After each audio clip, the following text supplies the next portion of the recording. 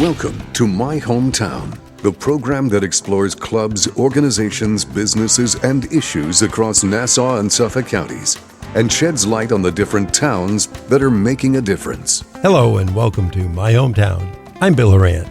Today I'd like to introduce you to an organization that's trying to help you find the beauty of the South Shore. Volunteers of this organization dedicate their valuable time by cleaning up Long Island's bays, waterways, and shorelines. The organization is called Operation Splash, and our guest today is here to tell us all about it. His name is Rob Weltner, their president. Rob, welcome to My Hometown on the voice of Nassau Community College, 90.3 WHPC. Thanks for having me. Rob, can you tell us a little bit about yourself and your background? Sure. I'm from South Shore. Lived in Freeport my whole life. And growing up, I spent a lot of time on the water, under the water, and, I kind of fell in love with it. It's in your blood. And what got you involved in the nonprofit world and in Operation Splash? Well, like I said, growing up on the South Shore bays in the 60s and early 70s, it was beautiful. There was plenty of fish. The water was clean. You didn't have to worry about, where you went clamming. And you catch all the fish you want. And in my little window in history that I've been alive, I've seen that kind of crash and burn. So I felt the need to get involved and try to see if we can right that ship. How would you define Operation Splash? If we just heard it and I see it on your shirt, what would you say its purpose is? Well, we had several different purposes, but mostly it's to keep the South Shore bays and oceans clean, the water healthy so you can swim without bacteria and without garbage, and make it safe and pretty. Now, when did it first get started? Well, Operation Splash was started in 1990 by Joanne Grover. She came home from college and she wanted to change the world. And her father, Al Grover, who's kind of a legend in Freeport, he was the first guy to sail across the Atlantic Ocean using outboard motors. He said, why don't you start right here in Freeport because there's a lot of garbage in the water and we need to help clean it up. So Joanne and her father started Operation Splash in 1990, and that was that. And what got you into it? Were you out there fishing one day and found some garbage in the water, or did you just hear from somebody, or did they recruit you? Well, like I said, growing up on the South Shore, our family spent a lot of time out in the beaches and the bays, clamming and crabbing, and my dad was kind of ahead of his time. I don't even think the term environmentalist was created yet, but he would take us fishing a lot on party boats, and people would throw their garbage off the boat. My father would tell them, don't do that. So, kind of was instilled in us growing up, my brother and sister, and my kids too. So, we wanted to try to keep it nice. It's a great place, obviously, if you're going to be involved in something to do with the water and fishing. Certainly, South Shore of Long Island, you can't get much better than that to get started there. Did they recruit you into it and someone say, you should be doing this? No, I actually, when my father died, I was home writing his eulogy, and I was thinking about the best times I had with my dad when they were on the bay. And I said, I have 3 sons of my own, and I cannot do the same things with my boys that my dad did with us. And I was wondering what the heck happened. Who's supposed to be watching the store here? And we found out it wasn't being done. So I decided to get involved and see if we could, figure out what the problems were, and kind of took off from there. It's wonderful that we have people like yourself who see a little problem, not a little one, but see something and get started doing it, because anything is going to make a dent, and then it gets obviously larger with time. And you said this was started in 1990. I was just doing some math. I'm thinking we're talking 33 years now behind back there. So that's a lot of time that you've been able to be doing work there. Yep. And the people in the organization to help make it better. We shouldn't have to do this. I think as humans, we should realize if you throw something out in the street, it's going to lie there and hurt the environment. If you throw it in the water, it's certainly not going to better anything by throwing garbage in there or pollutants or, No, actually, most people don't even realize that we live on an island, and all of the street trash that you see, that's one of the things that we first did was how is all this garbage getting into the bays? So we kind of followed it upstream, and we found out that the stormwater system, when it rains, all that rain goes down those drains. It carries all the trash you see in the street, the oil, fertilizers, pesticides, they go down those storm drains. But basically, everything south of Old Country Road all the garbage and trash in those streets will end up in the South Shore bays through the stormwater system. I said 99% of Long Islanders don't realize that.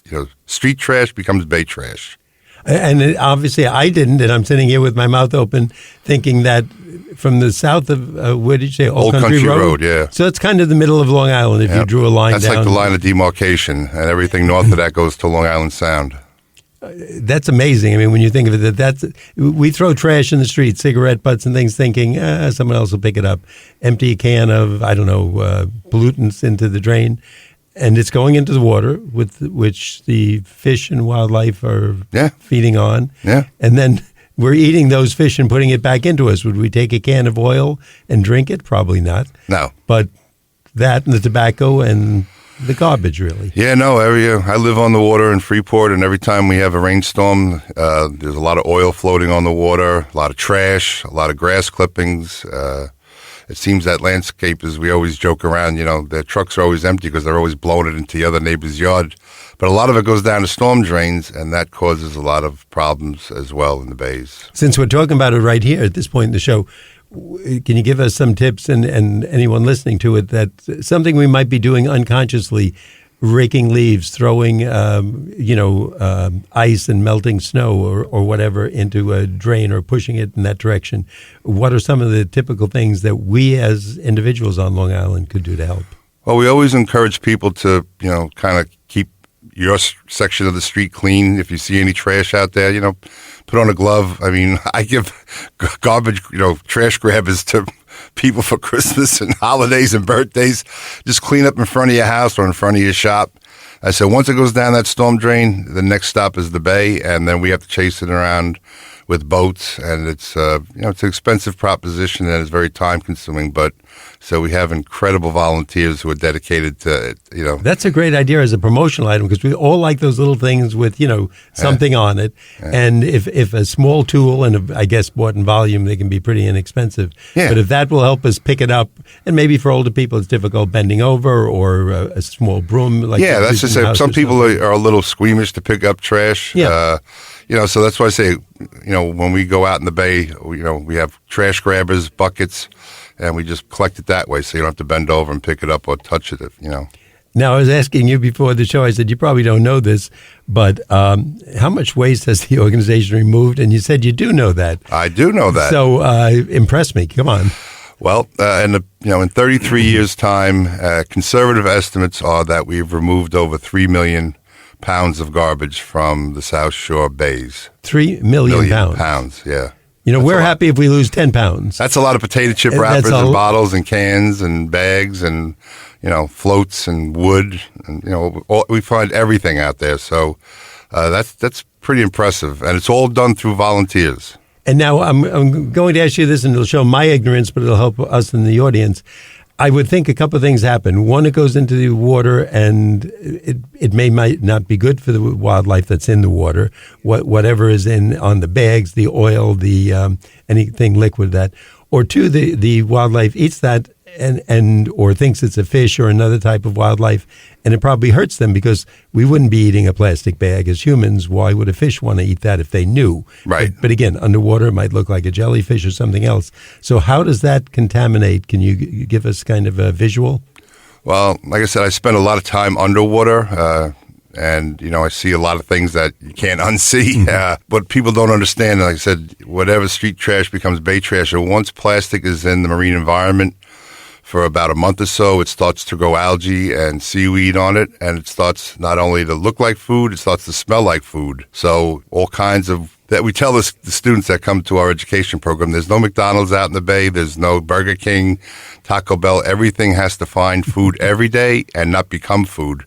And that's not an easy proposition, but if something looks like it might be good, they're going to eat it, and once they eat it, probably kill them. And not only is that sad, but then that damages the water. You've got a lot of, unfortunately, wildlife that's going to be passing away for no really good reason, just our own laziness about disposing of garbage when we could simply put it in a plastic bag, or in fact, plastic bag is probably bad too, if I remember. Well, right. we were part of the coalition of environmental groups to try to help ban plastic bags, because every year we remove between 10 and 15,000 plastic bags from the South Shore bays. And that's, when you think about that, every year in and out, between 10 and 15,000 plastic bags that end up in our bays. And that's just the ones, unfortunately, you're very good to remove them, but there's probably 10 times that amount. Yeah, a lot of them, once they are out in the environment for a while, they sink and go to the bay bottom, which is not good either. Rob, before we go further, I'd like to let our audience know that you're listening to My Hometown on the voice of Nassau Community College, 90.3 WHPC. I'm Bill Horan. Today we're talking about Operation Splash, an organization that's trying to help you find the beauty of the South Shore here on Long Island. My guest is their president, Rob Weltner. Now, Rob, you said something kind of just as a quick comment, but I'd like to point it out to our audience. You're also an underwater diver, am I correct? So not only do you see this stuff, as most of us would, reaching into the water or maybe scooping it out, but you're going kind of like a doctor inside the body and seeing what's in there and under the water, and you're actually getting a real life view and in real time of what's floating there on the top. And of course, during the nicer season, the beach season, more people in the water, probably more plastic bags, more toys, more garbage, unfortunately. Yep. And you see the damage it does to the wildlife. Underwater, you see, it's one of the best reality TV shows I think you could ever produce. I started doing something called observational diving, and that's just to kind of blend in with a shipwreck or a bridge piling or wherever you're diving. If you blend in with your environment, you'll be treated to one of the most amazing shows of life and how things survive and hide and hunt. And just observing how, the bay works and the oceans work is incredible on its own. And so we don't understand that. And I said, just seeing the beauty and the wildlife, whether they fly or swim, and to think that we could kill something so magnificent and it has such a hard life, with our garbage is just, unacceptable to us. It is a shame. And again, to help all of us, what's the most common type of waste? Is it those little plastic bags we get in the supermarket? Well, cigarette butts, bottle tops, we get, incredible amount of bottle tops. Those are the smaller things, but, plastic bags, cans, bottles, we find everything out in the bay. There's probably much pretty enough. Last year during Shark Week, we found a shark vacuum out there floating. A vacuum cleaner. A vacuum cleaner out in the bay. What you're talking about? What people use in their home to clean? Somebody threw it out in the bay. Yep. Oh, okay. Can you tell us a success story you've had that now we talk about the negative, the feel good part? Yeah, no, like I said, when we started looking around to identify some of the problems, we work with other environmental groups. We have very good friends over at Citizens Campaign for the Environment and the Nature Conservancy. We work with them closely, and everything we do is based on science and data. So we take wastewater treatment plants. So when you flush your toilet or you take a shower, your dish, whatever goes down a sink or a toilet has to go somewhere, and people don't want to know when you flush a toilet. You don't care, you just want it gone. But it goes someplace, and then after it gets treated, it gets dumped in either to the oceans or the bays. And when we started looking around why we have so many problems, those are some of the problems that we identified. So we were able to work with a lot of our elected officials to, get the science and the data, bring it to them, explain what we can do to fix it. And it's taken, like I said, 20-something years to get, projects done. But the Bay Park wastewater treatment plant was, upgraded with over $810 million worth to treat. They treat half of Nassau County's toilets, basically, and they dump it into the bay when it goes through the plant. So you want that going into the bay as clean as possible, because, when it's not good for anybody. Tell us more about some of the wonderful people you work with, because obviously you're doing this, and I think you told me it's a nice 60-hour-a-week volunteer job. Yeah. And but there must be other people out there, because, again, to do this, to get to the politicians, to get businesses to do this, they could easily wave you off, and it's not an easy thing. Any kind of campaign that you want, even though it's saving us and we need it, it's like with little children, you're doing the best thing for them, but they're out in the water. Let's just throw it over there. It's easier than putting it in a garbage bag, etc. Who are some of the other people you work with or organizations that are helpful? Well, like I said, CCE, Citizens Campaign for the Environment, they're a fantastic group. Thank God for them, as well as the Nature Conservancy. So we partner up. Like I said, everything we do is based on science and data. Like I said, the volunteers that I work with, we have about 250 people that we tell them, they put the remote down, they get away from the computer, put the phone down, they actually get out in the boat and go do something. It's one thing to talk about it, but these people actually do it. So that's the big difference between just yapping about it and actually doing something about it. Because people like to yap and complain.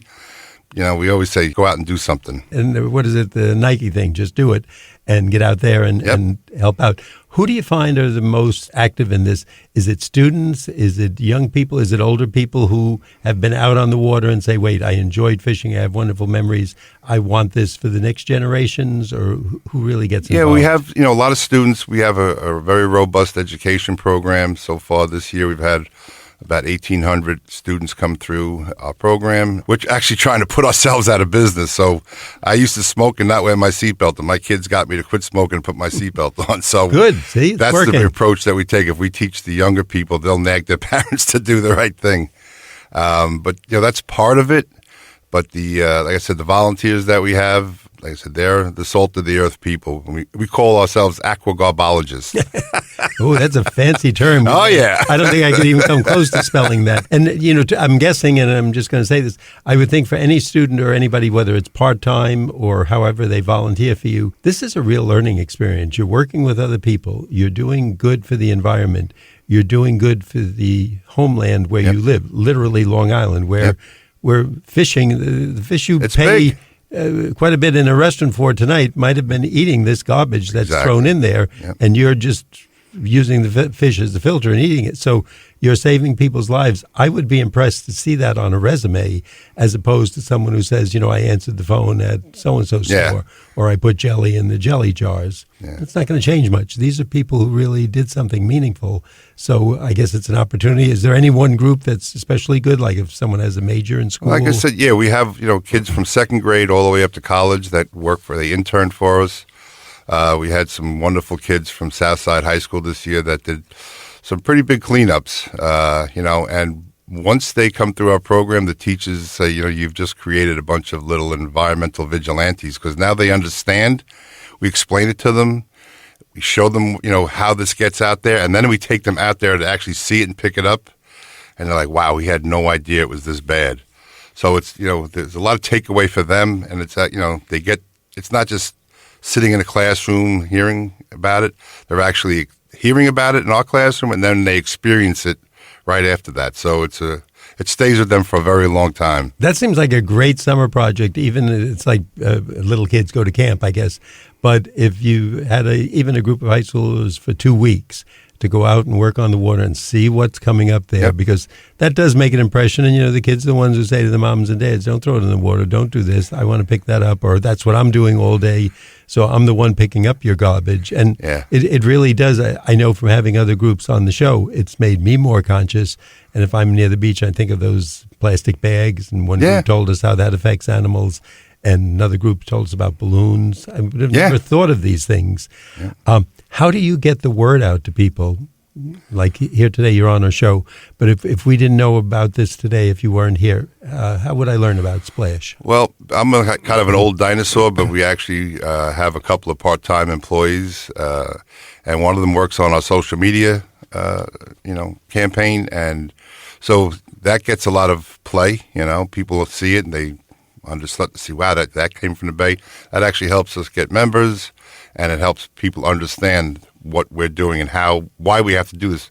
Make no mistake, we don't like picking up other people's garbage, but like I said, 99% of us do it because of the wildlife. We don't want to see, that amazing wildlife that's out there. And we're out on the Bay all the time. We have our finger on the pulse of the Bay, above and below the water. So, to see that magnificent wildlife suffer, and we've seen, we've rescued a lot of wildlife tangled up in trash, and some of it didn't make it, some of it did, but it's unacceptable to us to let that happen. So that's kind of why we do that. And I'm just guessing, if we saw that wildlife in a pet store, there would probably be a nice price on it, as there should be. I mean, they have to catch it, they have to feed it, and they have to resell it. Not that you don't go home and buy a shark as a rule, but if you could. And now, because of just laziness or maybe ignorance, I'll admit I'm ignorant until I talk to someone like you about throwing a balloon or throwing a plastic bag or letting it blow into the water. Every time that happens, that could be a weapon to an animal. Oh, yeah, no, let's see. No, could get killed. In 6 years' time, we've picked up, we rescued over 9,225 balloons out of the bay. You've rescued the balloons. Rescued them, yeah.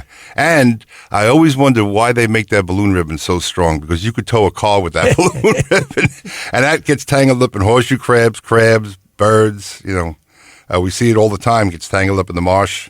And I just, and as a fisherman myself, I've been 100 miles offshore to the Hudson Canyon fishing, and you see more balloons than fish out there sometimes. And what goes up must come down, and it comes down out in the ocean. It's not good. I'm going to take a brief break, but then I have a question, of course, how other people can get involved. But at this point, I'd like to let our audience know, if you're just tuning in, you're listening to My Hometown on the voice of Nassau Community College, 90.3 WHPC. I'm Bill Horan, and today we're learning all about Operation Splash, an organization that's trying to help you find the beauty of the South Shore here on Long Island. My guest is Rob Weltner, their president. Rob, if someone wants to get involved, is there a website? Is there a way to learn more information? We gave you the term Operation Splash. What should we know about that? Yeah, How would you find you? We have a very robust website. Like I said, our social media person, Samantha, who's fantastic. Mm-hmm. She actually graduated from Hofstra. She handles all of that and updates it. So if you go to our website, operationsplash.org, .com, .net, we own all of them. It'll get you to our website. You'll learn a lot about the South Shore Bays. We have birds of the bay. You can look and see what kind of birds you'll find out there that change seasonally, so we understand all of that. But you can go on our website. You can support us. Our whole cleanup operation is all volunteer. Everything is on the website for you to figure out. And give us some ways that people could help, other than physically, literally. I guess we could go out and comb the beach, so to speak, etc. But if someone's saying, well, wait, I'm a 50-year-old person, are they going to take me out in a boat and make me go underwater and pick up garbage? No. What would be some of the ways these people could help your cause? Well, I said most of our volunteers that go out in the boat are retirees. I said, during the school year. But then once you get to a certain age, they're raising a family, trying to pay a mortgage, working 2 jobs, Little League. We lose like that age group. But then when people start to get a little bit older, 50 and on, they have a little more time. They join. We tell them it's like a free boat ride. You go out and they're out there and now pick up the garbage. Well, people really enjoy the experience. They get to see and do things that most people don't. They understand the bay now, and they're very dialed in that way. But people can, help that way and just keep their trash. Like I said, one of my nightmares that I have all the time is recycling day in the wintertime when we have the north winds screaming and people overstuff their recycle barrels. They either blow over or stuff blows out of them, and all of those plastic bottles rolling down the street go down those drains, and it's like, that's actually a nightmare of mine. No, and I mean, that's a very good point, because we all think just keep packing it. Somehow it'll stay in there even though it's blowing 20 miles an hour. And I never thought of that till you said it. And now, I mean, we could put them in a bag. We could separate them somehow or wait till the next Don't pickup. overflow it, You be a little weather-wise. If you know it's going to be, 25-mile-an-hour winds out of the north-northwest in the wintertime, don't stuff it. Have it overflowing. Try to keep it contained. Now, how is your organization funded? Everything costs money today. I mean, to go out there and do this, and certainly some of the workers you have. Is it grants? Do you have a golf? We have a dance? Well, I've been told we have a terrible business plan, but it works for us. We actually charge people $20 to $25 a year for the privilege to go out and pick up garbage. Okay, and it might be terrible, but it's pretty smart. To anybody listening, for $18 you can pick up my garbage. So how about that? I'll beat you. I'll compete on price. We have membership dues. We write grants. Sometimes we're lucky with them. Some corporations send us some pretty nice donations. We have a boat sponsor program because each boat costs a lot of money to run every year. We have 7 cleanup boats, and we cover over 29 miles of the bay and over 47,000 acres of bay. So you can, some corporations, they sponsor a boat for a year, which is $5,000, and that helps defray some of the costs. So we beg, borrow, whatever we got to do to keep it going. So let's put a shout out. Is there any kind of organizations here on Long Island? Because we are an island and we're surrounded by water, so we got to keep that water clean. Oh, yeah. Law firms, accounting firms, title offices, architects, any of those. Everybody today kind of wants to get on board a bit with the environment. Yeah. Are there ways they can help out? Is it just by a donation, or what did you say, sponsoring donation, a boat, or they can sponsor a boat and they get their name on the boat, like Covanta does it. A couple of the corporations that sponsor our boats. Viola, they run our wastewater treatment plants.